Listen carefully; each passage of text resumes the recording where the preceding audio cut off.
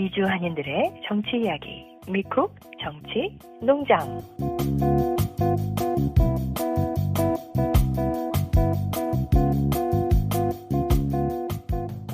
2026년 3월 25일 수요일 미쿡 정치농장 479화 시작합니다.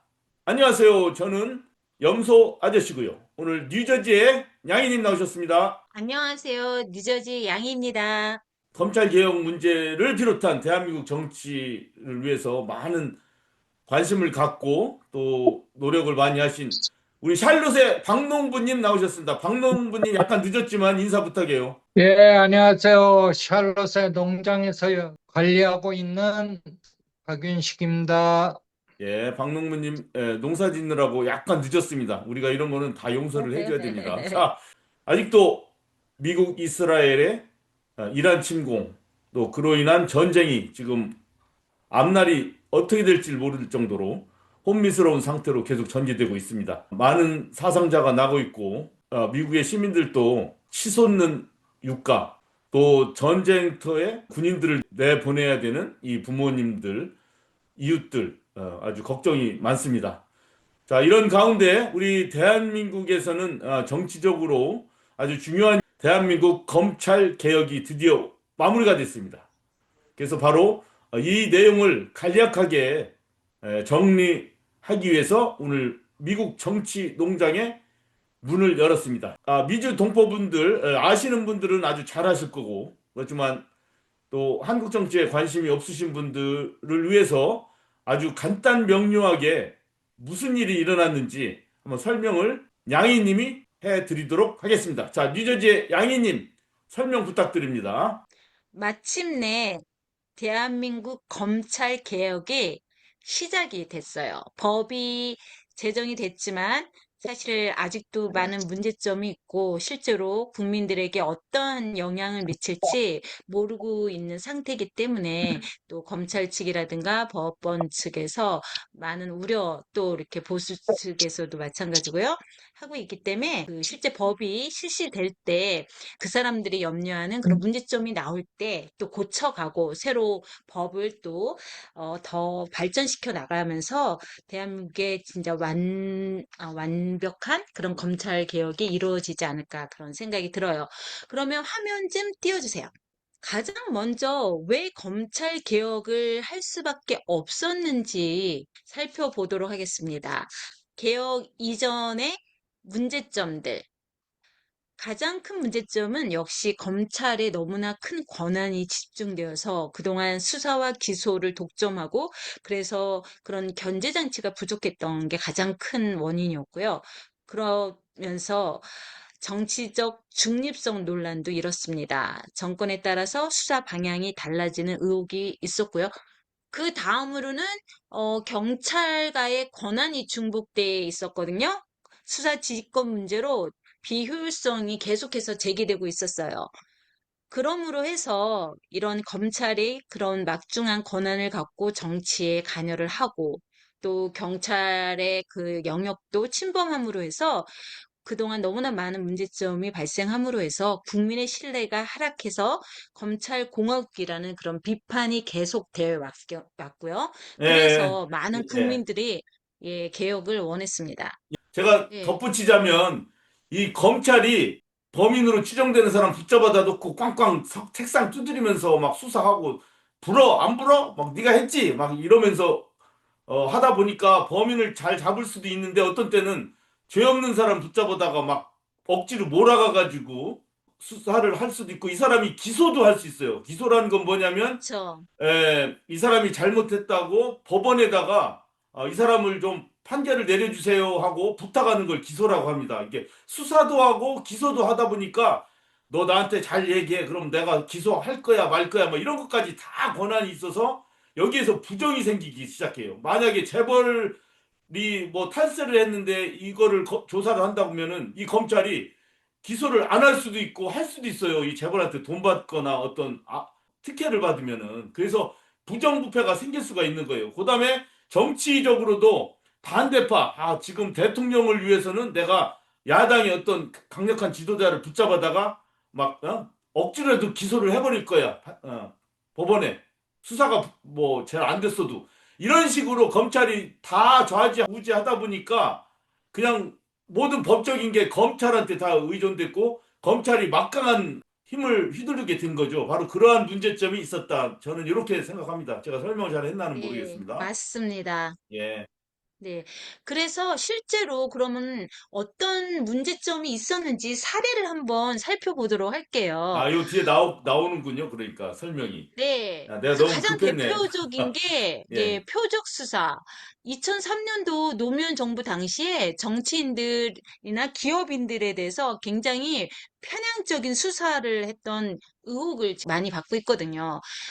노무현 정부의 좀 협조적인 그런 기업인이나 정치인들에 대해서는 무자비하게, 막, 그, 예를 들어, 한명숙 총리 같은 경우도 말도 안 되는 이미 다 저희 재심까지 받았고 무죄를 받았잖아요. 예. 근데 그런 식으로 조작해서 기소를 하고 그리고 노무현 대통령 같은 경우도 논두렁 시계 사건 알잖아요. 예. 시계를 논두렁에 던졌다. 이게 다 이게 검찰이 법에 이제 바- 따라서 이렇게 수사도 하고 법에 맞춰서 인권도 존중해가면서 이렇게 일을 하는 게 아니라 오랜 시간 동안 40년, 50년, 뭐 거의 100년 동안 이 기소권, 수사권 가지고 주무르다 보니까 그러니까 마음대로 하게 그 되는 거죠. 노무현 자기 대통령 마음대로. 예. 그 관련돼서도 국정원에서 아주 심리 그 전문적인 사람들이 연구해서 그렇게 했다라는 지금 얘기가 나오고 있어요. 예. 거의 확실하다고 게다가 얘기하는데, 언론까지 길들이잖아요. 그래가지고 그런 일이 있을 그쵸. 때마다 언론한테 던져져서 온 나라가 언론을 쳐다보면은 막 그 사람 죽일 놈처럼 돼버리잖아요. 검찰이 한번 예, 찍어버리면은. 예. 네. 그런가 하면 이 검찰이 자기들이 갖고 있는 그 힘을 써야 될 때 안 쓰는 봐주기 수사 그런 의혹도 많이 있었거든요. 2016년에 우병우 전 민정수석 관련해서는 수사를 지연하고 또 축소하고 대표적인 예인데 그런 게 뭐 수도 없이 많이 있죠. 예. 그런가 하면 또 일반 시민을 상대로 해서 별건 수사. 가장 대표적인 게 뭐, 조국 전 장관 가족 수사 같은 경우는 예를 들면 어떤 그 범죄 사실로 기소를 했다가 그게 무죄로 밝혀지면 그 자체를 기소를 취소를 하거나 그렇게 해야 되는데 아주 사사로운 다른 그 건을 잡아서 또 기소를 하고 붙잡아 놓고 이런 식으로 계속 해 나가는 한마디로 자신들이 알고 있는 그 법을 이용해서 국민들을 우롱하는 그런 행위를 계속 해왔던 게 예. 그러니까 문제였죠. 검찰이 마음먹으면 조그만 문제 가지고도 얼마든지 그 집안 자체를 완전히 거의 삼족을 멸할 수가 있고 엄청난 네, 죄를 저질렀는데도 검찰하고 가깝거나 권력을 갖고 있으면 수사도 대충대충 하고 기소도 안 하고 이런 부조리가 너무나 많았다는 것 우리 다 겪었죠. 우리 전부 다 해외 동포들이건 한국의 국민들이건. 네, 맞아요. 제가 대표적인 몇 가지 사례를 이렇게 말해줬는데, 우리가 너무나 잘 알고 있는 또 최근에 그 이재명 대통령의 그 조폭 연루설 관련해서 그것이 알고 싶다에서 나왔던 그 프로그램 혹시 보셨어요? 염소 아저씨나 박농부님요? 나는 기억이 남지 않네요. 예, 그런 저는 게 오래전에 봤거든요. 음, 그래서 저도 사실 그때 그거를 보면서, 정말로, 왜냐면 그것이 알고 싶다는 SBS 프로그램이지만 그동안 진실을 알려고 좀 많이 노력했다라고 느꼈거든요. 그것이 PD 알고 수첩이나. 싶다. 예, 그 프로그램 자체는 괜찮지 않았나요? 원래? 그러니까요. 그렇기 때문에 거기에서 이 프로그램이 처음 나왔을 때 다 그 믿죠. 전까지만 해도 그러면 예. 이재명이라는 사람에 대해서 안 그래도 하도 너무나 뭐 그 여배우와의 추문부터 시작해가지고 너무나 많은 일들이 나왔기 때문에 정말 뭐가 진실일까? 그러면서도 워낙에 뭐 조중동이나 이런 여건 그 당시 여건이죠. 보수 쪽에서 이재명의 악마를 위해서 너무나 애썼기 때문에 100% 믿지는 않았어요. 그치만 그것이 알고 싶다를 봤을 때는 저도 아니 정말로 조폭에 관련된 게 아닐까라고 생각이 들었어요. 그랬는데 지금 최근에 밝혀진 게 그 당시 2021년에 장영하 변호사라는 사람이 기자회견에 나와서 얘기를 하면서 이재명 당시 성남시장이 국제 마피아파에 특혜를 주고 20억을 받았다라고 주장을 했고, 진짜 얼마 전까지도 그게 마치 사실인 것처럼 국민의힘 그 국회의원들은 계속 이거를 비방하는데 사용하고 막 그랬었거든요. 그랬는데 결국은 장영화 변호사가 유죄 판결을 받으면서 결국은 이재명 대통령이 무죄라는 게 판명됐거든요. 그러니까 이런 식으로 검찰이 연루돼서 없는 제도 만드는 그런 행동들 너무 많이 봤어요. 그래서 다른 실제 사례 한번 얘기를 해볼게요. 그냥 간단하게 진행해 가도록 하겠습니다. 그러니까 그러니까 이재명이라는 사람에 대해서 참 보수 쪽에서 보면 어떻게 더 이렇게 빨리 이분이 성남시장일 때부터 대통령감이라는 걸 알았을까요? 그래서 그때부터 보수와 검찰과 그런 언론이 다 합작해서 이재명 죽이기를 해왔고, 그중에 대장동 개발 특혜 의혹 사건, 성남 FC 후원금 의혹 사건, 백현동 개발 특혜 의혹 사건, 쌍방울 대북 송금 의혹 사건, 그리고 변호사비 대납 의혹 사건, 공직선거법 허위 사실 공표 혐의 사건, 이런 많은 사건들을 지금 거의 대부분이 조작된 걸로 지금 판명이 되고 있어요. 여기에 관련돼서 이재명이라는 사람한테 어떤 식으로도 죄를 씌워서 감옥에 보내서 더 이상 정치를 못하게끔 하기 위해서 너무나 많은 그 주위에 있는 사람들을 구속하고 기소하고, 그래서 그 실제로 허위사실 공표 혐의 사건 같은 경우는요, 이 사건을 검찰에 제보했다라고 한 제보자가 사망하는 사건까지 발생했어요. 결국 스스로 세상을 떠난 걸로 보이는데, 그때도 검찰이 너무 지나치게 이 제보자를 압박하고 어떻게 해서든지 사건을 크게 만들려고 하다 보니까 발생한 건데도 불구하고, 언론에서는 그게 마치 이재명이라는 사람 때문에 이렇게 사람들이 자꾸 죽어나간다, 그런 식으로 아주 엉뚱하게 거꾸로 프레임을 만들어서 이재명 대통령을 하게 안 좋은 영향을 미치게 하려고 그렇게 많이 노력을 했어요.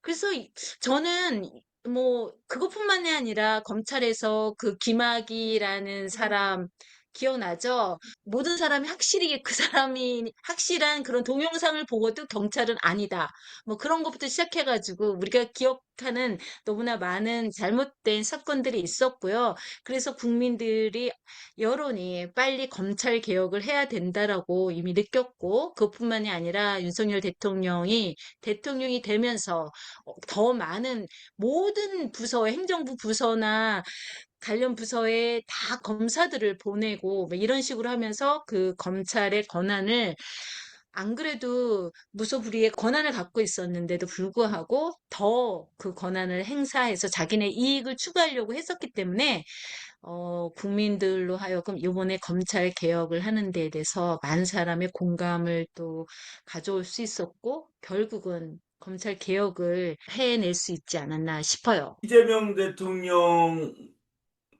성남시장일 때부터 겪었던 여러 가지 일들에 대해서 참 잘 알아요, 우리 박농부님이. 박농부님, 그 예. 내용에 대해서 한번 설명 좀 부탁드립니다. 지금 양희님이 너무 잘 얘기해 주셔서 그렇고, 제가 보는 관점은 이 검찰이 독일 같은 경우에는 정치인으로 나갈 수가 없는 걸로 제가 알고 있거든요. 그러니까 퇴임 후에도 검찰들이 너무나 영향력을 많이 행사할 수 있다는 데 문제가 되는 것 같아요. 그리고 자기들이 로펌으로 가든가 아니면 정치인으로 가든가 그런 쪽으로 빠질 수가 있어서 결국은 그 영향력을 검찰 생활 이후에도 계속 발휘할 수 있다는 거, 영향을 줄 수 있다는 게 문제가 되는 것 같아요. 그런 것들을 사실상 줄이거나 완전히 막아야 된다는 점에서 이번에 기소청과 공수청을 분리해서 한 거는 저는 아주 바람직하다고 생각합니다. 네, 예, 그래요. 이 검찰이 한 정권이나 정치인 봐주기 위해 가지고 자기 수사권, 공소권을 악용하기 시작하면은 그거 하고 나서 이제 나중에 국회의원이 되고 뭐 지역구 공천받고 막 그러잖아요. 그런 게 있으니까 검찰 시절부터 아주 아주 노골적으로 법에 의존해서 정의에 따라서 행동을 하는 게 아니라 자기의 정치 선에 따라서 하다 보니까 이런 부정부패가 나지 않았나 이렇게 생각되네요. 자, 양희님 계속해서 말씀해 주세요. 네. 그러면 요번 검찰 개혁의 주요 내용을 한번 살펴보도록 하겠습니다.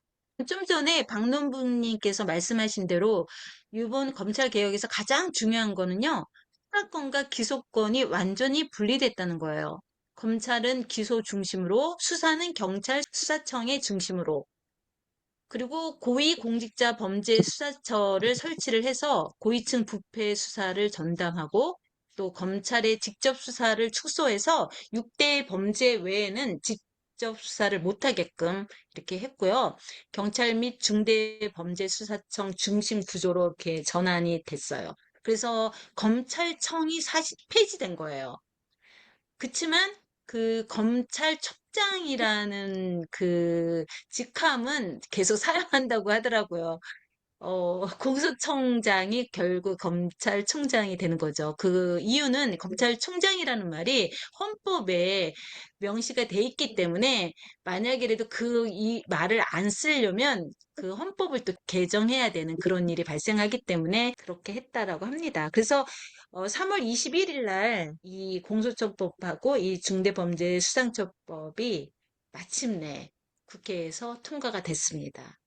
아주 정말 음. 너무 반가운 일입니다. 축하할 일이죠. 축하한다, 네, 진짜. 너무너무 축하할 음. 일이에요. 문재인 정부 때도 검찰과 경찰의 수사권 뭐 조정 뭐 이런 거 하면서 현재 조국 대표, 당시 조국 법무장관을 뭐 윤석열 측에서 막 몰이식으로 수사하고 그러면서 온 나라가 둘로 쪼개지고 아주 그냥 그래서 몇십 명, 몇백만 명씩 한편은 보수 쪽에서 몰려오고 한편에서는 진보 민주 진영에서 몰려오고 하면서 온 나라가 시끌벅적했던 거죠, 이게.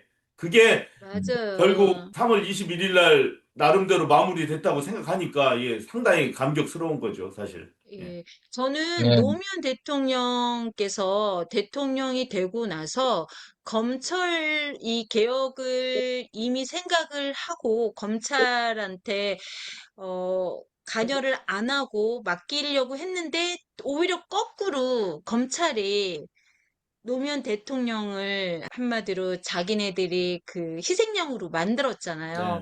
그걸 보면서 너무나 많은 사람들이 노무현 대통령을 지지했고 그리워하는 사람들에게는 이 검찰이 언젠가는 이렇게 개혁이 돼야 된다는 생각을 갖고 있었지만 이 민주 진영에 그럴 힘이 없었잖아요. 문재인 대통령이 됐을 때도 마찬가지로 검찰 개혁을 할 의지는 있었지만 이게 결국은 전체적인 국민들의 그런 공감대를 형성하지 않고는 할 수 없는 일 같아요. 특히나 우리가 알고 있듯이 많은 보수권에 있는 분들은 그분들은 농담처럼 그렇게 얘기하잖아요. 지금도 나라를 팔아먹어도 보수를 찍겠다고 하는 뭐 대구나 경북 그렇죠. 그런 경남 그런 지역 사람들이 있고 많은 대다수의 사람들의 그런 공감대를 형성하기 위해서는 어떤 계기가 필요했는데 어떤 분들이 지금 문재인 정권을 비판하는 분들이 많이 있어요. 최근에도. 그 이유가 어떻게 해서 윤석열 같은 사람을 대통령을 만들게끔 그 사람을 마지막까지 문재인 정부의 검찰총장이다라고 그 사람을 계속 그 자리에 놔뒀는지에 대해서